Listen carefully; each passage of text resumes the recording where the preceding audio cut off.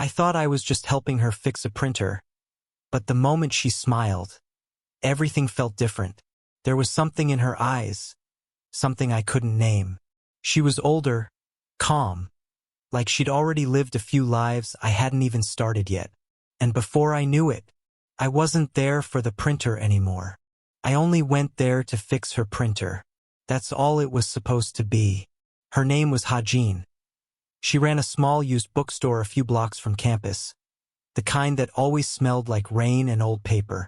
The first time I stepped inside, a small bell above the door chimed, and she looked up from behind the counter. Her eyes lingered a second longer than polite. Not in a weird way, just aware. She had that quiet confidence some people carry without trying. Mid-40s, maybe, hair tied back, reading glasses hanging loosely from her collar, sleeves rolled up like she wasn't afraid to get her hands dusty. I told her I was from the computer shop down the street. She smiled faintly, relieved. Finally, that thing's been eating paper for days. Her voice was calm, low, the kind that makes silence afterward feel heavier. I followed her upstairs, where the small office sat behind a half-open door. The room was warm, filled with sunlight and the faint sound of a kettle boiling somewhere. On her desk were half-written notes, open books, and a cup of coffee gone cold. She seemed surprised when I noticed. "You read all of these?" I asked, pointing at the messy stacks. She laughed softly. "I try. They keep me company more than most people do." I didn't know how to answer that. While I fixed the printer, she leaned against the window, half watching me, half lost in her thoughts. The way she moved, deliberate, unhurried, made the small space feel even smaller. I could feel her eyes on me sometimes, just for a second, then gone again. When the printer finally hummed back to life, she clapped quietly, almost to herself. "You might be the first man who actually fixed something in this shop," she said, smiling. I smiled back, trying not to sound stupid. Guess I should frame that compliment. Her gaze lingered again, and for a moment, neither of us said anything. The printer whirred softly beside us, spitting out a blank sheet. She reached for it just as I did, and our hands brushed, brief, accidental, but it froze me. Her fingers were cool, steady. Mine weren't. She withdrew her hand first, clearing her throat. "Thank you, Minjun." Really? The way she said my name, slow, deliberate, made it sound heavier than it was. I packed up my tools quickly, telling myself it was nothing, just a job, just a woman who was kind. But when I looked back one last time, she was watching me from behind the bookshelves, that same faint smile playing on her lips. Outside, the air smelled of rain. I walked slower than usual, my hands still faintly warm where they'd touched. That night, I kept thinking about her. The way she laughed at her own loneliness, the way her voice filled the quiet like music. I tried to shake it off, telling myself I was imagining things. She was older, self-assured, probably just being polite. But then I remembered her eyes, the small hesitation before she said my name, like she was choosing whether to let me stay in her world a little longer. And the truth is, I wanted her to. That night, I kept replaying her voice in my head, like I missed something, or maybe wanted something. I went back 2 days later. Not because she called, but because I told myself I'd left my screwdriver behind. I hadn't. I just wanted to see her again. When I stepped inside, the bell chimed the same way it did before. Hajin was sitting on the floor, surrounded by piles of books.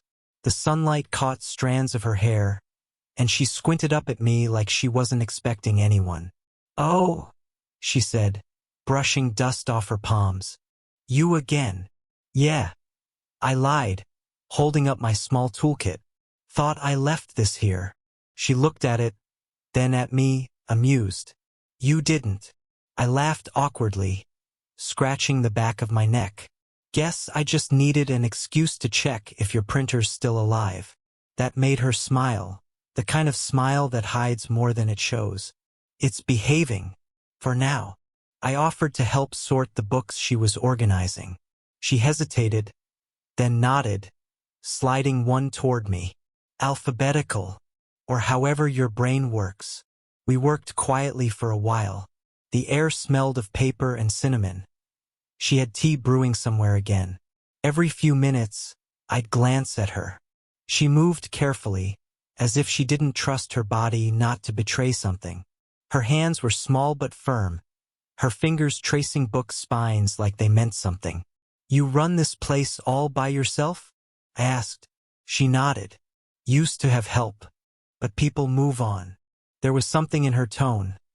Not sadness, exactly, but a kind of acceptance that hurt to hear. I wanted to ask more, but she didn't look up. When she finally spoke again, it was softer. "You remind me of someone." I froze mid-motion. "Someone good, I hope?" Her eyes met mine for just a second, long enough for me to notice the tiredness behind them. "Someone who used to fix things he didn't have to." I didn't know what to say to that, so I said nothing. The silence stretched, full of things neither of us knew how to touch. I reached for another stack of books, but my hand trembled slightly. She noticed, I could tell she did, but she didn't comment. Instead, she poured me a cup of tea. "Here," she said. "Payment for unnecessary repairs." Our fingers brushed again when I took it. This time she didn't pull away immediately, just a heartbeat longer, then gone. The air between us changed.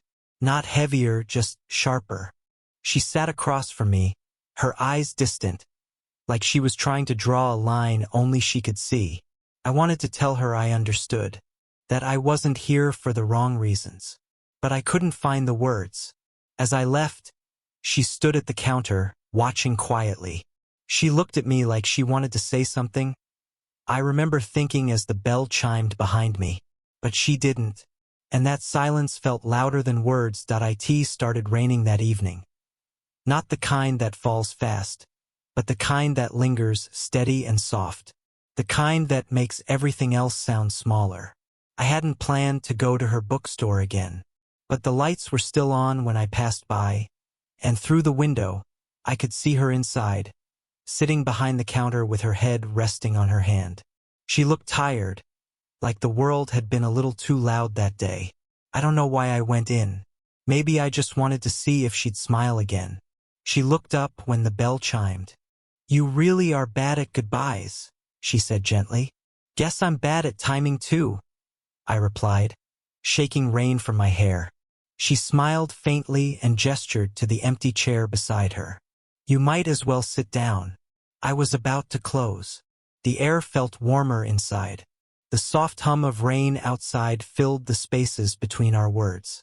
On the counter, an old radio played a song too quiet to recognize. She poured me a cup of tea again without asking. This time, she didn't try to make conversation, and somehow that felt more intimate than anything we could have said. After a while, she sighed, eyes fixed on the rain. "You ever feel like time's moving faster for everyone else?" I nodded. "All the time." She turned to me then, her expression unreadable.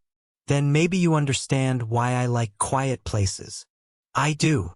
We sat there for a long moment, not speaking, not pretending, just sharing the same silence. I watched her hands wrap around her cup, her thumb tracing the rim absent-mindedly.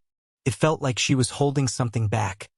A thought, a memory, a version of herself I wasn't supposed to see. The lights flickered when thunder rolled outside.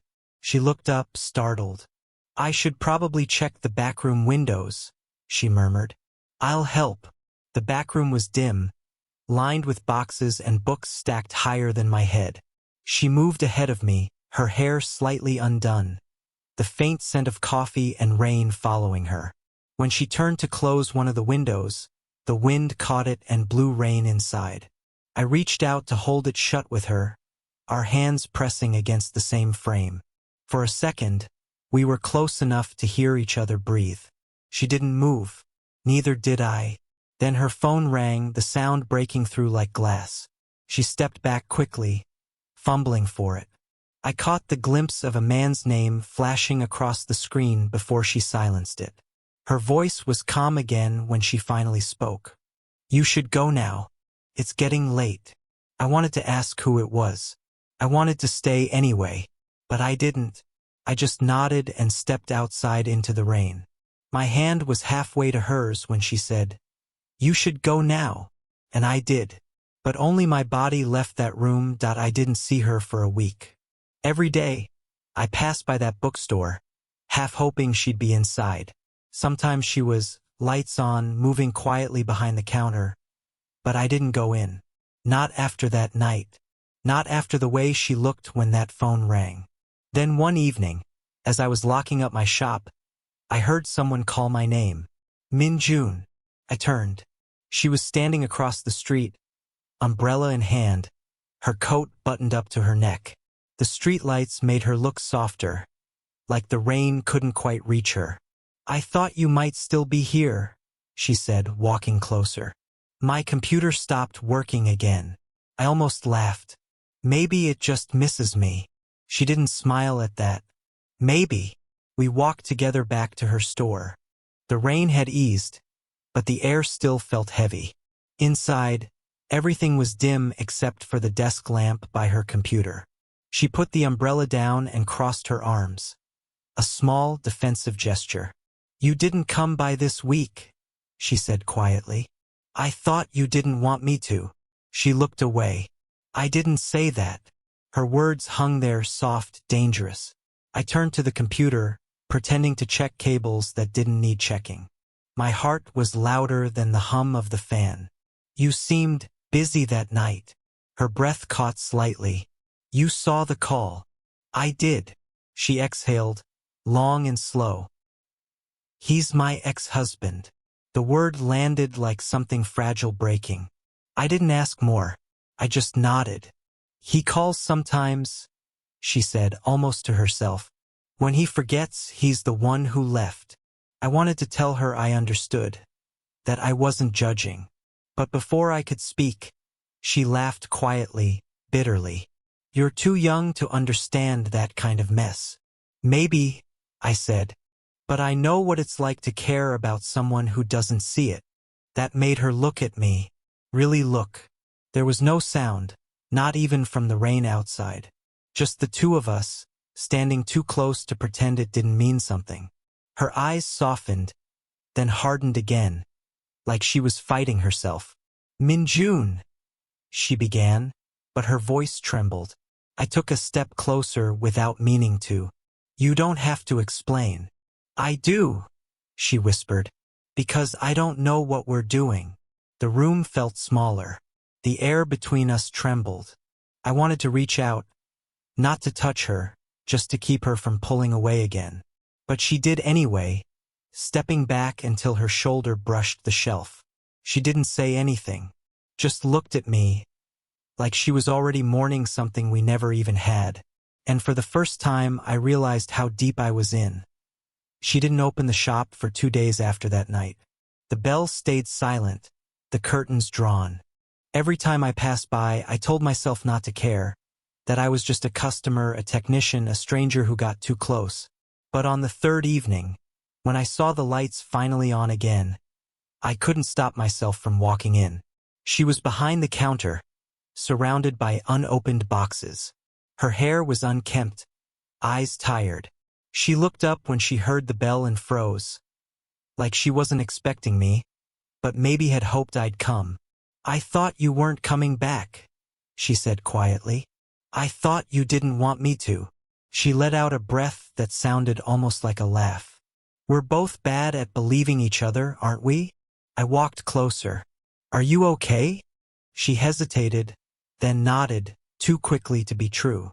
Just sorting through old things. Her hand rested on a small box beside her. I noticed it wasn't full of books this time, but old photographs, letters, and a small silver watch. She caught me looking. It's my son's, she said, her voice almost breaking. He used to help me here, before he left for Canada. She took a deep breath, then smiled. Not out of joy, but memory. You remind me of him sometimes. The way you listen. The way you try to fix things that aren't yours to fix. I swallowed hard, unsure what to do with that. Is that a bad thing? No, she said softly. Just hard. She picked up one of the letters, tracing the edge with her finger. You know, I used to think love was something that stayed if you held on tight enough. But it doesn't. Sometimes it slips through you, even when you're still holding. Her voice trembled, and something in me did too. I didn't say anything. I just stood there, the quiet between us full of everything we'd been avoiding. Then, almost without thinking, I reached out and steadied her hand. The one holding the letter. My fingers brushed hers, and she didn't pull away. Her eyes met mine, searching for something neither of us could name. I'm sorry, she whispered. For what? For letting you care. I wanted to tell her she didn't have to be sorry, that maybe caring wasn't a mistake. But the words stuck somewhere in my throat. Instead, I just stood there, close enough to feel her breath, far enough to know I shouldn't move closer.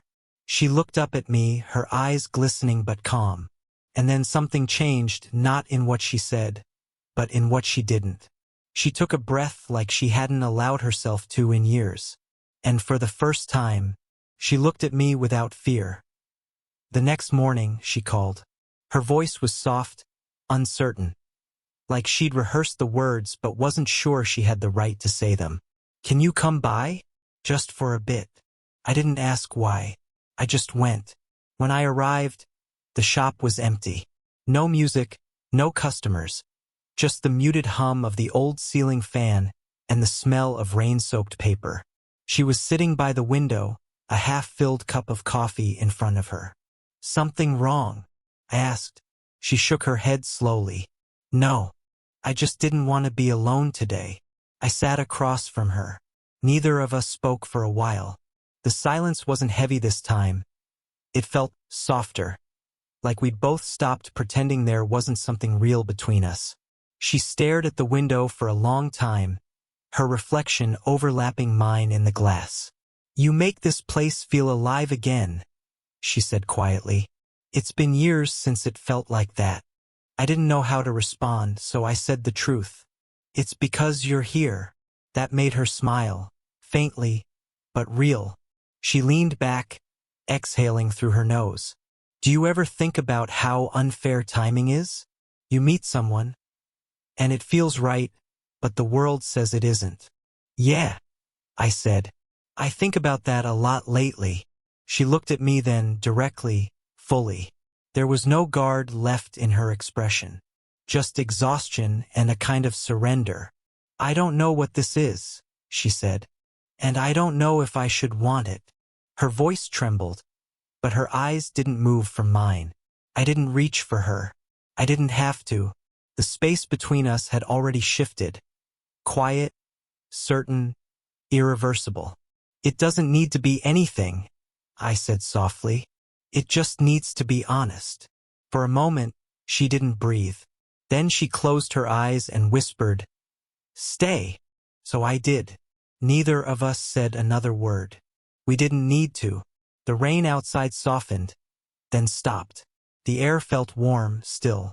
She reached across the table, fingers brushing mine. Light, careful, as if testing the weight of something fragile. I turned my hand, and she didn't pull away. We sat there like that, not holding on, just existing in the same quiet. She didn't say she loved me, but she didn't have to. In the silence, in the way her shoulders finally dropped, in the way she let her head rest against her palm, that was enough. She let her guard down, and that was louder than any "I love you" ever could be. It's strange how something can change you without ever really beginning. Weeks have passed since that morning in the bookstore. I still go by sometimes, not to fix anything, not to stay long. Just to see her through the window, moving between shelves, her pace slower now, gentler. We don't talk the same way we used to. Maybe we don't need to. There's a quiet understanding between us. Like a book left open on the same page, both of us knowing where the story paused and why it had to. She still makes coffee for two. Sometimes she leaves one cup by the counter, as if I might walk in any second. And sometimes I do. When I do, she looks up, smiles faintly, and says, "You're late." I always answer, "You didn't give me a time," and we both pretend that's enough. It's not love in the way people write about it. There are no promises, no labels, no plans.